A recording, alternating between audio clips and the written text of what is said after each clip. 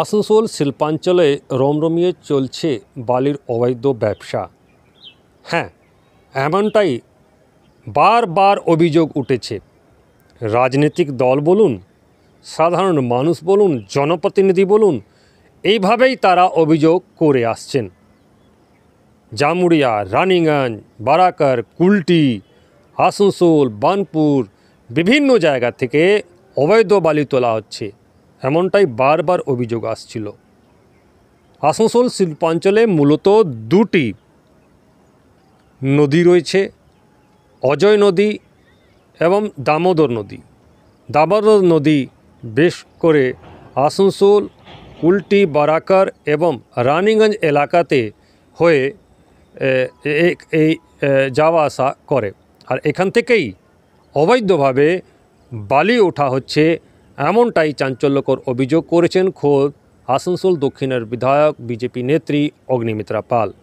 তিনি আরও অভিযোগ করেন যে জামুড়িয়ার বিভিন্ন ঘাটে অজয় নদী থেকেও বালি তোলা হচ্ছে এবং প্রশাসন কিছু পুলিশ কর্তাদের মদতে, কিছু নেতাদের মদতে এই সব যে কার্যকলাপ তারা চালিয়ে যাচ্ছেন, এমনটাই চাঞ্চল্যকর অভিযোগ অগ্নিমিত্রা পাল করেছেন। আমার কাছেও কমপ্লেন এসছে, এরকম শুধু শুধু জামুড়িয়া না, সারা পশ্চিমবঙ্গেই চলছে। এখানে আমার কাছে নামগুলো যেটা এসছে সেটা হচ্ছে বিলকুন্টি ঘাট থেকে লালন, যে চুরি করছে তার নাম লালন। দেশের মহান ঘাট থেকে কৈলাস মাহাতো।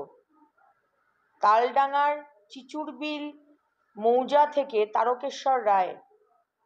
গোদাবরী কমোডিটিসে সেখান থেকে শেখ মইনুল ও দরবারডাঙ্গা ঘাট থেকে অত্যাধুনিক জেসিবি মেশিন দিয়ে বালি লুট করা হচ্ছে। কেন? বহুদিন ধরে এটা চলছে। তো মুখ্যমন্ত্রী জানেন না? মুখ্যমন্ত্রী যেরকম জানতেন না পার্থ চট্টোপাধ্যায় চাকরি চুরি করছেন, মুখ্যমন্ত্রী যেরকম জানতেন না আমাদের বালুবাবু রেশন চুরি করছেন, মুখ্যমন্ত্রী যেরকম জানতেন না আমাদের হাসপাতালে যেরকম বেড চুরি হচ্ছে, আমাদের ওষুধ চুরি হচ্ছে, তিরপল চুরি হচ্ছে, কিছুই উনি জানতেন না। সেরকম উনি বোধহয় জানেন না যে কোটি কোটি টাকার বালি চুরি হচ্ছে, নদীর গতিপথকে চেঞ্জ করে দিচ্ছে, নদীর মধ্যেই মেশিন নামিয়ে দিয়েছে। বেশি আর খাটনির দরকার নেই, নদীর মধ্যেই অত্যাধুনিক মেশিন নামিয়ে দেদার চুরি করো।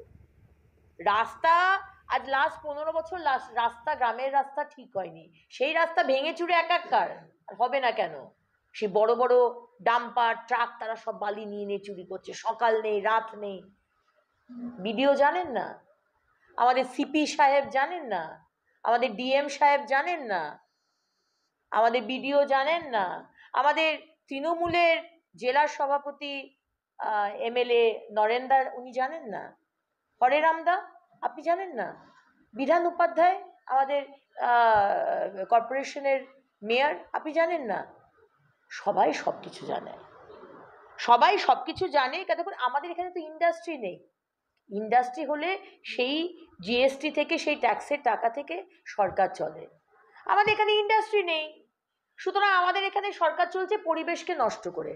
গাছ থাকলে শেষ করে দাও, নদীর জল চুরি করো, বালি চুরি করো, পাথর চুরি করো, সোনা চুরি করো, সব কিছু থেকে চুরি। আপনারা তো জানেন। এবং মাসের শেষে একটা বড় খাম পৌঁছে যায় সবার কাছে, মুখটা বন্ধ রাখার জন্য। এবং শুধু এখানকার যাদের নাম বললাম শুধু তাদের কাছেই খাম পৌঁছে সেটা বলছি না, আমাদের কলকাতাতেও খাম পৌঁছয়, কালীঘাট, শান্তিনিকেতন।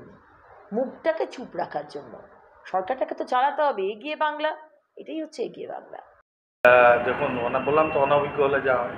আমাদের এখন সেন্ট্রাল গভর্নমেন্ট আর রাজ্য সরকার বসে সব জায়গায় টেন্ডার এবং কি টেন্ডার হয় সব কিছু উনি জানেন, জেনে পরে না জানার ভান করছেন।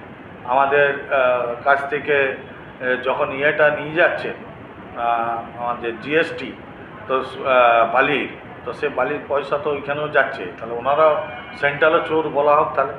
তো এই হচ্ছে ঘটনা। উনি জানেন না অনেক কিছু, এখন অনেক কিছু শিখতে হবে না। অন্যদিকে দেখা যাচ্ছে যে হ্যাঁ, এই অভিযোগ যখন আমরা এই অভিযোগ পাই তখন ঘটনাস্থলে যাওয়ার সময়ও দেখা গেল যে কিছু কিছু জায়গাতে এখনও বেআইনিভাবে যে বালি খনন এখনও চলছে। তবে বালি তোলা হচ্ছে, বালি তোলার কোনো নিয়ম নেই, কোনো ঠিক ঠিকানা নেই কীভাবে বালি তোলা হবে, যার ফলে নদী থেকে জল আস্তে আস্তে কমে যাচ্ছে। বিভিন্ন পাম্প হাউস রয়েছে, পুরসভার বিভিন্ন পাম্প হাউসের জল নিচে চলে যাচ্ছে, অর্থাৎ যে জল আসার কথা নদীতে সেই জল আসছে না, এবং যার ফলে স্থানীয় মানুষরা জল পাচ্ছেন না। অন্যদিকে রমরমিয়ে চালাচ্ছে কিছু অসাধু লোক এই বালির ব্যবসা। ডিজিটাল খবরিলাল, খবর আপনাদের, নজর আমাদের।